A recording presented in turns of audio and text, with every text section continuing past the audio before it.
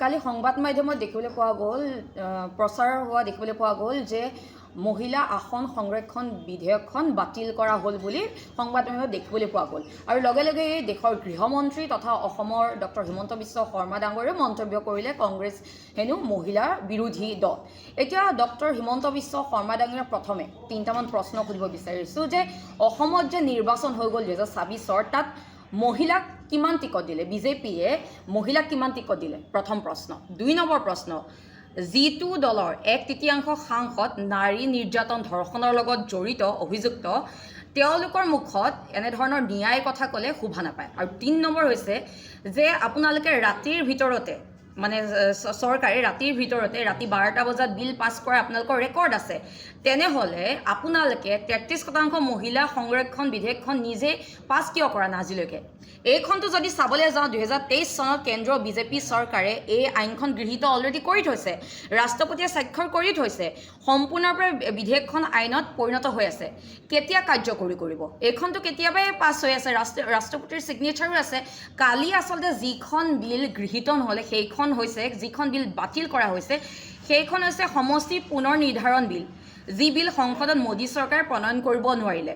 অৰ্থাৎ কালি সংবিধান ১৩১ সংখ্যক সংশোধনী বিধেয়ক ২০২৬খন বাতিল কৰা হৈছে। আৰু এইখন চৰকাৰে বিজেপি চৰকাৰে মহিলাক ঢাল হিচাপে ব্যৱহাৰ কৰি পেলাই তেওঁলোকে মহিলা সংৰক্ষণৰ কথা কৈছে। ২০২৩ চনত বিজেপি চৰকাৰে কি কৈছিলে যে লোকপিয়ল হ'ব, সমষ্টি পুনৰ নিৰ্ধাৰণ হ'ব, তাৰপিছত হেনো মহিলা সংৰক্ষণ হ'ব। এতিয়া যদি চাবলৈ যায় কালি যিখন বাতিল হ'ল অৰ্থাৎ সংবিধান সংশোধনী বিধেয়ক ২০২৬ আৰু সেইখন বাতিল হোৱাৰ পিছত বিজেপিয়ে প্ৰচাৰ চলাইছে যে মহিলা আসন সংৰক্ষণ বিলখন বাতিল কৰা হৈছে। এতিয়া কথা হৈছে যে আমি কংগ্ৰেছে কি বিচাৰিছোঁ? কংগ্ৰেছ মহিলা বিৰোধী নহয়, মহিলা বিৰোধী হৈছে বিজেপি দল। কাৰণ ডক্টৰ হিমন্ত বিশ্ব শৰ্মাই কি কয়, কংগ্ৰেছে নিজৰ সতীত্ব হনন কৰি পেলাই চাকৰি লোৱাৰ কথা কয়, প্ৰিয়ংকা গান্ধী ডাঙৰীয়াক বেয়া ব্যৱহাৰ কৰে, সুপৰ্ণখা কয়, আমাৰ সোনিয়া গান্ধী ডাঙৰীয়াক কংগ্ৰেছ কি বিধৱা বুৰ্খে কি পিছে 50 কৰোৰ কি গাৰ্লফ্ৰেণ্ড, জাৰ্চি গাই, এইবিলাক মহিলাক কোনে ব্যৱহাৰ কৰে?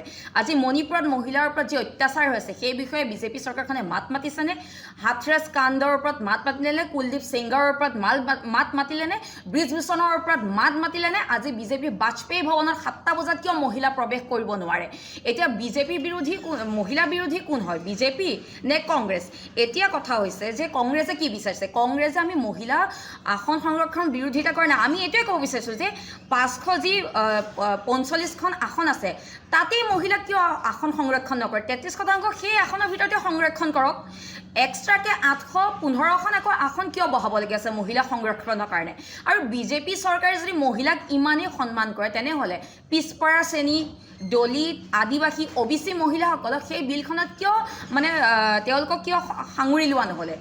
এইবিলাক কথা গম পায়নে ৰাইজে? এইবিলাক কথা আচলতে গম নাপায়, এইখন চৰকাৰে লুকুৱাই থৈছে। আচলতে বিজেপি চৰকাৰে যিখন মহিলাৰ আসন সংৰক্ষণ বন্দনা যিখন আছিলে বিল, সেইখন কেতিয়াবাই আইনত পৰিণত হৈ আছে, কেৱল কাৰ্যকৰী কৰা নাই। কাৰ্যকৰী কেতিয়া কৰিব? ৰাষ্ট্ৰপতিয়ে ছিগনেচাৰ দি থোৱা আছে, সেইখন কাৰ্যকৰী আজিয়ে কৰক, কালিয়ে কৰিব পাৰিলেহেঁতেন, কিয় নকৰিলে?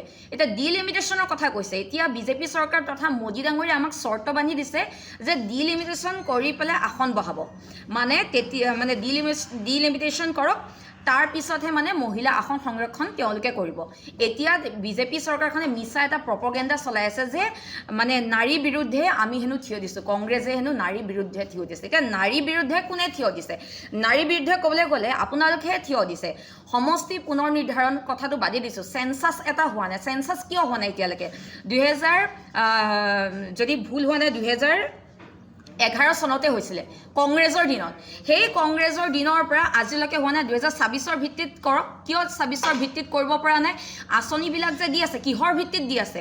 যদি আমি নাজানোৱে আমাৰ জনসংখ্যা ভিত্তিত আমাৰ কিমান জনসংখ্যা আছে, ক'ত কিমান পপুলেশ্যন আছে, কোনটো কাষ্ট কমিউনিটি আমি যদি নাজানোৱে আমি কিহৰ ভিত্তিত আঁচনি বিলাই আছোঁ? সাহস আছে 2026ৰ ভিত্তিত কৰক। আচলতে মহিলা বিৰোধী কোনো মহিলাক ঢাল হিচাপে মহিলাৰ শাৰীৰ পিছফালে মহিলাৰ চাদৰৰ পিছফালে আঁৰৰ পিছফালে কোনে ৰাজনীতি কৰি আছে কোনে নিজৰ গাদীখন ৰক্ষাৰ কাৰণে এইবিলাক প্ৰপগেণ্ডা কৰি আছে কংগ্ৰেছ মহিলাৰ বিৰোধী নহয় বিজেপি মহিলা বিৰোধী হয় মুখ্যমন্ত্ৰী ডাঙৰীয়া আপুনি যে কৈছে 17 তাৰিখটো কলা দিৱস হিচাপে মানে মানুহে পালন কৰিব লাগে আচলতে আপোনালোকে তেনেকুৱা বাধ্য কৰালে কিয় আপোনালোকে এতিয়ালৈকে কাৰ্যকৰী কৰা নাই 2023 চনতে এইখন পাছ হৈ আছে ৰাষ্ট্ৰপতি স্বাক্ষৰ কৰি থোৱা আছে কিয় এতিয়ালৈকে ইমপ্লিমেণ্ট কৰা নাই কিয় কাৰ্যকৰী কৰিব পৰা নাই কি আপোনালোকৰ তাত কি ৰাজনীতি আছে কংগ্ৰেছে ৰাজনীতি কৰিছে নে বিজেপিয়ে ৰাজনীতি কৰিছে এইবিলাক সঁচা কথা ৰাইজক কওক আপোনালোকে যে আমাক যে চৰ্ত বান্ধি দিছে যে ডিলিমিটেশ্যন কৰাৰ পিছতে বোলে উইমেন ৰিজাৰ্ভেশ্যন কৰা হ'ব কিয় তাৰ আগত কিয় কৰিব নোৱাৰে ওবিসি পিছপৰা দলিত আদিবাসী এইবিলাক মহিলাক কিয় সাঙুৰি লোৱা নাই আৰু কালি সংবাদ মাধ্যমৰ ভুৱা অপপ্ৰচাৰ চলাইছে যে মহিলা আসন সংৰক্ষণ বিধেয়কখন বাতিল কৰা হ'ল সেইখন বাতিল কৰা হোৱা নাই সেইখন বাতিল কৰা আচলতে বাতিল কৰা হৈছিলে আপোনাৰ বাতিল কৰা হৈছিলে সংবিধান সংশোধনী 131 সংখ্যক যিখন বিধেয়ক 2026 সেইখনে বাতিল কৰা হৈছিলে আচলতে এইবিলাক কথা এইখন চৰকাৰে লুকুৱাই থৈছে সঁচা কথাবোৰ গাপ দিব বিচাৰে লগতে এটা কথা জনাব বিচাৰিছোঁ যে সমষ্টি পুনৰ নিৰ্ধাৰণৰ উদ্দেশ্যই আছিল যে জনসংখ্যা বৃদ্ধিৰ লগে লগে প্ৰশাসন আৰু সুশাসনৰ বাবে সুবিধাৰ বাবে সমষ্টি মানে গঠন কৰা সেইটোৱে উদ্দেশ্য আছিল কিন্তু এইখন চৰকাৰে সেইবিলাক কৰিব বিচৰা নাই কাষ্ট চেঞ্চাছ কৰিব বিচৰা নাই আৰু মানে তেওঁলোকে আমাৰ যিবিলাক গুৰুত্বপূৰ্ণ সেইবিলাক কাম কৰিব বিচৰা নাই তেওঁলোকে কেৱল মহিলাৰ আৰ লৈ পেলাই এনেধৰণে মিছা প্ৰপগেণ্ডা চলাইছে আৰু তেওঁলোকে নিজৰ গাদীখন ৰক্ষাৰ বাবে এনেধৰণৰ কাম কৰিছে